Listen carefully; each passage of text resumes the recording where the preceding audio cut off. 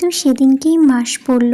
দেখো, দেখতে দেখতে শ্রাবণ মাসের 4টে সোমবার হয়েও গেল, তাই না? কিভাবে দিনগুলো কেটে যাচ্ছে বোঝাই যায় না। তো ভিডিওটা স্কিপ করো না, পুরো ভিডিওটা দেখতে থাকো, ভালো লাগবে। জানি আমি ভিডিওটা অনেকটা লং হয়ে যাচ্ছে, কিন্তু তোমরা কেউ স্কিপ করো না, বেশ ভালোই লাগবে। তো হ্যালো সবাই, তোমরা সবাই কেমন আছো? আশা করি খুব ভালো আছো। আমিও ভালো আছি গো। আমি চেষ্টা করি তোমাদেরকে একটু ভালো করে ভিডিওগুলো শেয়ার করার, কিন্তু কী আর করবো বলো, সংসারের ভিডিও ছাড়া তো কী আর দেবো। যেহেতু এখন বিয়ে হয়ে গেছে, এখন তো সবসময় এদিকে ওদিকে ঘুরতে যেতে পারি না, বা বাইরেও আমি কিছু গিয়ে শেয়ার করব সেটাও করতে পারি না। হ্যাঁ, টুকটাক যখন যাই তখন তো শেয়ার করি, আর বেশিরভাগ তো বাড়িতেই থাকি। এখন জানো তো খুব কমই বেরোই না বলতে গেলে, বাড়ির ভেতরেই থাকি। অবশ্য তোমাদের সঙ্গে তো শেয়ার করি, তোমরা তো আমার ভিডিওতে দেখতেই পাও সবসময় রান্নাবান্না, সংসারের টুকিটাকি কাজ, টুকটাক না সংসারের সমস্ত কাজই, প্রচুর কাজেই আমি শেষ করতে পারি না।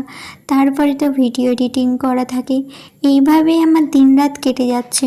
এই ঘুম থেকে উঠেই দেখি কিভাবে সারা দিনটা যে কেটে যায়, আবার কিভাবে রাত হয়ে যাচ্ছে বোঝাই যাচ্ছে না। যেহেতু এখন অনেক ব্যস্ততার মধ্যে থাকি আমি, সংসারের কাজের মধ্যে থাকার পরে তারপরে ফোনে যেটুকু সময় পাই ফোনে এডিটিং করা, তারপরে ফোনের কাজ করা সমস্ত, সেইভাবেই আমার কিন্তু সময় চলে যায়। সেই জন্য না আমি এখন বুঝতেই পারি না দিনরাত কিভাবে কেটে যাচ্ছে। সত্যি বলছি গো, আমার সময় খুব তাড়াহুড়ো করেই কেটে যাচ্ছে। আমি একদিনও বুঝতে পারছি না যে কিভাবে দিনগুলো আমি কাটিয়ে ফেলছি। হ্যাঁ, কাজ করছি বলেই হয়তো আমার দিনগুলো কেটে যাচ্ছে, বুঝতে পারছি না। যদি শুয়ে বসে থাকতাম বা কোনো কাজ না করতাম তাহলে হয়তো সময় কাটতো না, বুঝতেই পারতাম না, আর শুধু ভাবতাম যে সময়ই কাটে না, এরকমই মনে হতো। কিন্তু যেহেতু ব্যস্তর মধ্যেই থাকি, আর সেজন্য সময় কেটে যায় আর বুঝতেও পারি না। যাই হোক, তোমরা কিন্তু আমার ফার্স্টেই দেখলে আমি ঠাকুরের বাসন মাজছিলাম। আজকে কিন্তু আমি ঠাকুরের বাসন মেজেছি কেন বলো তো? যেহেতু শাশুড়ি মায়ের শরীরটা খারাপ, ঠান্ডা লেগেছে একটু, তো ভাবলাম আমি ঠাকুরের বাসনটা মেজে নিয়ে আবার জল ঘাটবে, সমস্তই যখন করতে পারছি তাহলে এইটুকু কেন করতে পারবো না। সেজন্য ঠাকুরের বাসনটাও আমি মেজে গোপুসোনাকে তুলে মুখ ধুইয়ে জল বিস্কুট খাইয়ে দিয়েছি। তারপরে গোপুসোনাকে সুন্দরভাবে সাজিয়ে আবার গোপুসোনার জায়গাতেও বসিয়ে দিয়েছি। তারপরে তো আমি ঠাকুরের বাসন নিয়ে চলে গেলাম, সেটা তো শেয়ার করলাম তোমাদের সঙ্গে। তারপর ঠাকুরের বাসন মেজে তারপরে ফুল তুলে, যেহেতু ছাদে যে কটা ফুল হয়েছিল সেগুলো তুলে নিয়ে আসলাম। আর কি বলো তো, ফুল না তুললেও চলে, যেহেতু বাবা বিল থেকে ফুল এনে দেয় প্রচুর, সেই ফুলেই কিন্তু পুজো দেওয়া হয়। যেহেতু ছাদে যে ফুলগুলো হয়েছে ওগুলো নষ্ট হবে, সেজন্য কিন্তু ওরা তুলে নিয়ে আসা। আর ফুটে থাকলে কত সুন্দর লাগে বলো তো, গাছেই বেশি সুন্দর লাগে ফুলকে। তো যাই হোক, তারপরে তো আমি চলে আসলাম সমস্ত ওইগুলো কমপ্লিট করে। তারপরে নিচে এসে দেখি শাশুড়ি মা ব্রাশ করছে, তারপরে আমাকে বললো ফুল তুলে নিয়েছে। আমি বললাম সমস্ত কিছু হয়ে গেছে। তারপরে বললো চা করে খাবো। আমি বলছি হ্যাঁ করে খাও, কারণ আমি তখন ময়দা মাখছিলাম, তার জন্য কিন্তু আমি করে দিইনি। আর তারপরে শাশুড়ি মা চা করে খেয়ে নিল। তারপরে আমার ময়দা মাখা কমপ্লিট হয়ে যাওয়ার পর বরকে চা করে দিলাম। আর জানো তো, চা বসিয়েছি পাশে, আর তোমাদেরকে তো দেখালামই, পাশে কিন্তু দুধ গরম করতেও বসিয়েছিলাম। দুধটা না, যেহেতু আমি বাসনগুলো গুছাচ্ছিলাম, যেহেতু ছিটিয়ে পড়েছিল, সেগুলো গুছাতে গুছাতে দুধটা উতলিয়ে পড়ে গেছে অর্ধেকটা। তো মা দেখেছে ধরো, শাশুড়ি মা, তখন আমাকে বলছে দুধ পড়ে যাচ্ছে এরকম বলছিল।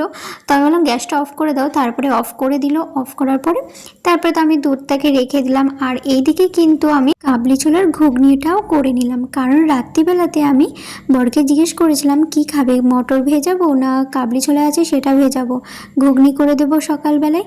তো বললো যেটা ইচ্ছে। তো দেখলাম মটরটা আমি খুঁজে পেলাম না, আর দেখতেও পাইনি বলে তার জন্য কাবলি ছোলাই ভিজিয়ে দিলাম। আর এই দেখো, ভিজিয়ে দেওয়ার পরে সকালবেলায় এখন আমি এই যে বরকে টিফিনের জন্য কাবলি ছোলার ঘুগনি করে দিলাম, আর একটু লুচি করে দিচ্ছিলাম, তাহলে একটু নিয়ে যেতে পারবে টিফিনে। ও কালকে তো টিফিন নিয়ে যায়নি, বলেছিল বাইরে থেকে খেয়ে নেবো, তার জন্য টিফিন করা হয়নি ধরো। আর আমি চেষ্টা করি ও যেন খেয়ে যায়, যেটা খেতে ভালোবাসে আমি চেষ্টা করি সেটাই করে দেওয়ার। কি বলতো, এমনিতে ভাত খেতে চায় না, আর আমি ভাবি যে কি নতুনত্ব করব, করে দিলে তাহলে খাবারটা খাবে, এরকম ভাবনা চিন্তা করি। আমি চেষ্টা করি সেটাই, যে কিছু একটা ভালো মন্দ করে দিই, সেটা অন্তত খাক, এরকম ভাবনা চিন্তা করেই কিন্তু আমি রান্না করি। তো যাই হোক, তারপরে তো ও টিফিন নিয়ে চলে গেল। চলে যাওয়ার পরে তারপরে দুপুরের রান্না বসিয়ে দিয়েছি। আজকে যেহেতু ভাত করিনি, শ্বশুর মশাই বলেছে আজকে ভাত খাবে না, বিলেই খেয়ে নেবে। আর শাশুড়ি মা তো ঠান্ডা লেগেছে, তার জন্য শাশুড়ি মা ময়দার যে লুচি হচ্ছে লুচিটাই খেয়ে নেবে। তো সেজন্য ভাত করিনি। আর আমি তো খাবো না, যেহেতু সোমবার। আমি ভেবেই রেখেছি যে সোমবারটা এমনিতেও করি, সোমবারে নিরামিষ খাই। আর আমি ভেবেছি এই মানে শ্রাবণ মাসে সোমবারটা মানে খিচুড়ি করে খাবো আতপ চালের। তার জন্য আমি খিচুড়িটা করে নিয়ে দেখো প্রেশার কুকারে আমার খিচুড়ি কমপ্লিট হয়ে গেছে, এখন আমি ঢেলে নিলাম। ওর জন্য কিন্তু আজকে ভাত করা হয়নি। আর শ্বশুরমশাই বলেছিল আমাকে একটা তরকারি করে দিবি রাত্রিবেলা, যেন আমি সেটা দিয়ে রুটি খেতে পারি। তার জন্য কিন্তু শ্বশুরমশাই কিন্তু খেসারির ডাল ভিজিয়ে দিয়েছিল, সেটা কিন্তু আমি ওটা বড়া করে দিয়েছি। বড়া করে আলু দিয়ে পটল দিয়ে এই যে ঝোল করে মানে হালকা গামাখায় ধরো তরকারি করেছি। আর এই যে সকালবেলায় কাবলি ছোলা, তারপরে বড়া ভাজা, লুচি, খিচুড়ি এইগুলো রান্না হয়েছে।